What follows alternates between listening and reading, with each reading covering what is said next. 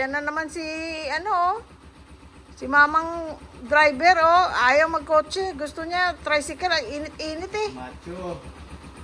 Ang init-init. Mainit.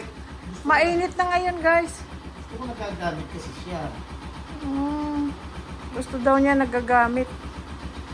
Halika na. Pakibukas, gate please. Ay, sorry.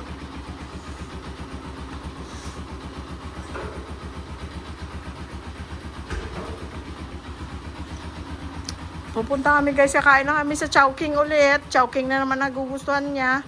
Pati ako. Chowking o McDo? Counting. Chowking? Money? Pwede oh. Ay Voltaire, sabi mo bakit hindi ba namin gusto ang Jollibee? Bakit hindi kami pumunta sa Jollibee? Pumupunta din. May mga vlog din kami na nasa Jollibee. We love Jollibee. Ako gustong gusto ko ang spaghetti nila. Pero yun na kasi ang kinakain. Oo, sakay ako. Yun na kasi ang kinakain namin sa ano, doon sa California kasi may Jollibee sa California, 'di ba? Aray. Ngayon, ilang taon yun ang Filipino fast food na nakakain namin. Kaya nung nandito na kami, sandali. Nung nandito na kami, McDo naman kasi doon wala namang chicken and rice doon sa McDo sa Amerika. Kaya dito natutuwa kami sa McDo na chicken kasi masarap. Kahit yung mga taga rito, pag tinanong mo, mas masarap daw ang McDo na chicken.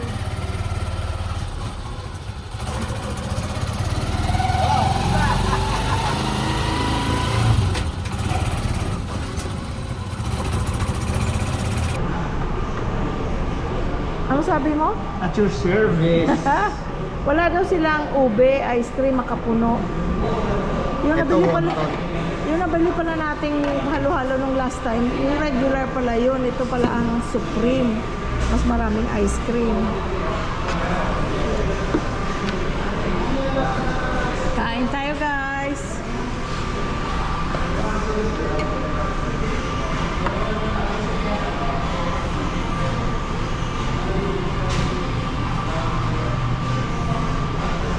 Pray muna kami guys, tapos kakain na.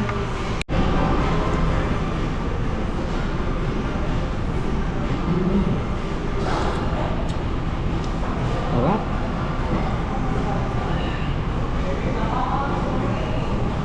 Good morning world! Binibisita namin ng ano guys, ang aming munting garden. Wala ngayong ano nawala ang araw. Nagkulimlim. Nakisama, lumabas ako. Ayoko. Kanina mainit nung ako palang mag-isa nagdidilig. Nadidiligan ko guys yung ano ko lang, yung tanim ko lang. The rest is siya, mamaya magdidilig siya. Ako yung mga bagong tanim para na monitor ko. Now question, bakit hindi ko nalang diligan lahat? Guys, dumami ang aming halaman. Ako hindi ko na kaya. Hindi kaya ng powers. O, di nakatulong pa tayo kay Shai. May konting ano siya, extra money. O. Nakatulong din siya ng malaki sa amin. O. Yan na sila guys. Buhay na silang lahat. Friend Eleanor. Ito na siya. Pagka namulaklak na, pakita ko sa iyo. Orange siya.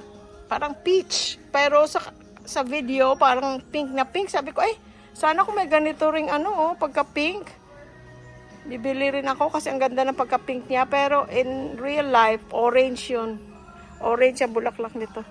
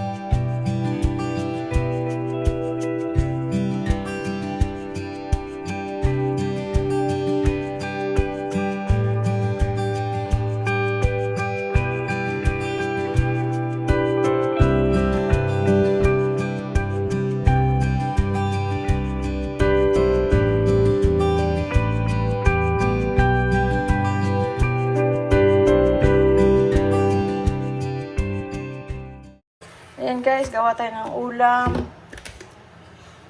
Ito, ano to? Galbi.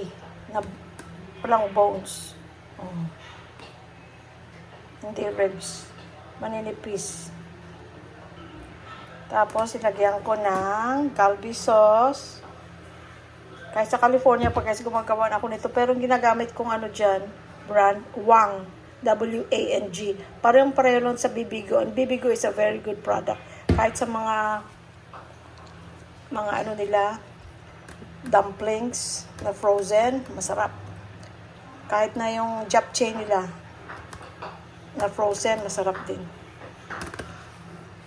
So ito, wala na akong nilalagay kasi tamang-tama na yung lasa niya. Wala na akong ibang nilalagay. Yun lang. Just enough na ma-coat. Tapos lagay mo sa ref. Kahit ilang araw dyan, pwede. Pero hindi naman inaabot ng matagal kasi i-air fry mo lang to. Tapos parisan mo ng kimchi. Napakasarap. Speaking of kimchi, nagpagawa kami sa labas ng gate. May nagtitinda dyan ng mani, sisig, at saka kimchi. Kahapon nag-order si Louie Boy. 50 pesos lang yung maliit na lalagyan. Eh masarap siya. Tamang-tama yung asim, alat, at saka may konting-konting tamis. At saka yung anghang niya, okay. So, nag-order kami doon. Or siya nag-order kasi kahapon nasa parlor ako. Matagal ako doon. Nagpa-pedicure. Tapos naisipan ko, sige, paggawa ko na ngayong buhok at ang ano na, pa-treatment ko na at ang dry-dry na ng dulo. So, ayun guys. So, ayan, i-air fry mo lang yan. Masarap. Tapos, ito naman, mga buto-buto. Pwedeng sigang, pwedeng laga. Kinisa ko lang siya, bawang sibuyas. Pero lalagyan ko ng tomato sauce, pineapple. Kahit juice lang pwede. Wala akong pineapple juice, pero ito may chunks. So, pagsasama ko na siya dyan para na, yun ang tamis niya. Pickle, relish. Tapos, titimplahan. Lagyan ng konting ketchup na spicy na ketchup. Sa end na, lagyan ng konting butter. Gusto ko na kasi tumanong malinis na para malagyan ko na yung bagong butter. Ayun guys, tapos nung isang araw, nagluto ako ng adobo. Ayun, ininit ko ngayon. So pag maya-maya, ilalagay ko na itong mga sangkap. Pagsama-samahin lang. Tapos, paminta. Ano pa pala, yung bay leaf. Lagay natin dyan hanggang saka lumambot. Lagyan mo ng liver spread. Para na siyang kaldereta. Lagyan mo ng patatas. O kung anong gulay na gusto mo. Pero pwedeng wala na rin. Ayan guys, ang ating menu for today. Ayan guys, sama-sama na. Black pepper, bay leaves, pineapple or pineapple juice. Tapos, tomato sauce. Tapos, lalagyan ko konting ketchup pala. Tapos, pakukuluin lang natin yan hanggang lumambot. Binlunch ko na pala yan kanina. Ayan siya guys. So, nilagyan ko na yan guys ng a little spicy na ketchup at saka nilagyan ko ng relish. Sama-sama lang yan guys hanggang lumambot. Yung tubig na yan, mamaya kulang pa siguro yan hanggang sa lumambot siya, hanggang sa sauce na lang. Ayan guys, mamula-mula na. Walang tomato paste yan, hindi ko na nilagyan kasi nung naglagay ako ng ketchup, mamula-mula na siya. Mas gusto ko yung ketchup kasi manamis-namis. Ayun. Kasi ito parang manamis-namis na may asim din siya dahil sa pineapple juice. Kaya ayan guys, palambutin natin yan. Matagal pa yan. Matulog muna kayo. Bahala sa'yo guys. Gisingin ko kayo pag luto na, okay? Yan na siya guys. Pero hindi pa yan malambot. Palalambutin natin ng gusto. Lagyan natin ng chili pepper powder para may konting anghang.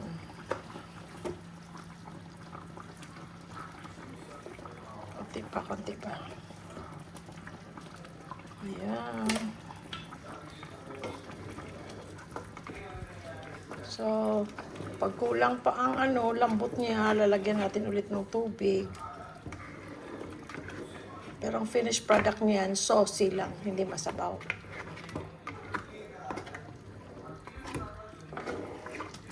Sarap.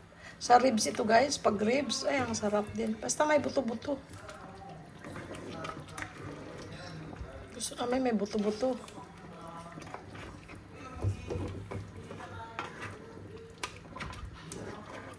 Tigas pa. Pero malasa na, masarap na. Paano ko makakaalis oh? May batang nakahiga sa paa ko oh. Nagluluto ako.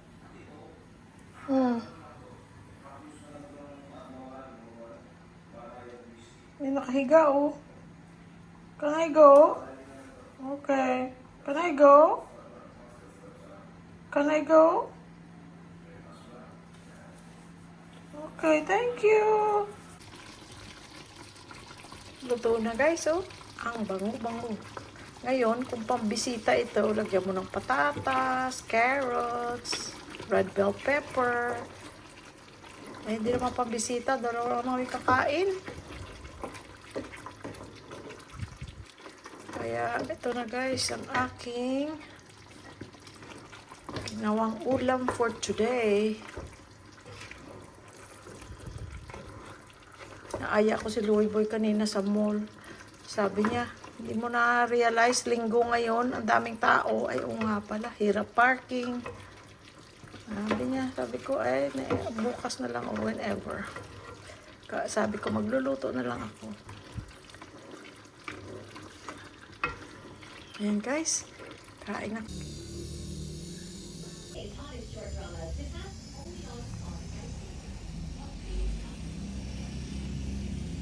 Ayan guys, tapos na yung buhok ko. Pinarelax ko. Tsaka ang haba na guys, hanggang dito na yun oh. Kasi manipis lang buhok ko, diba? So pag pinupusod ko, parang maiksi lang siya. Pero actually ang haba na. Tapos puno na ng maligno ang dulo. Ang tigas-tigas na, dry na, patay na. Kaya ginupitan ng isang araw. Tapos tinitreatment, relax ng konti para... Kasi very wavy yung buhok ko. Tapos, few days later, kinulayan. Couple days later. Ayos na ayos. Kaya nga, hanggang dito dati. O di ayos na ayos lang, san? Dito. Diyan? Oh, bakit? O di ayos na ayos hanggang breast mo lang. Oh. Dati dito, sa breast. O hanggang breast lang.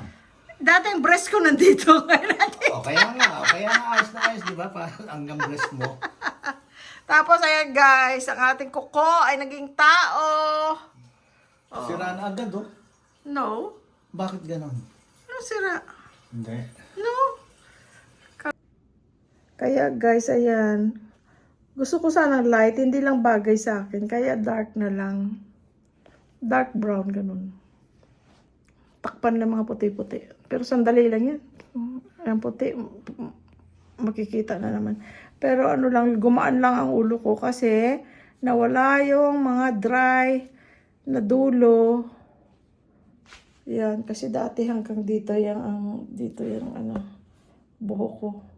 Parang dito sa may bra. Ayan na guys, salamat sa Diyos.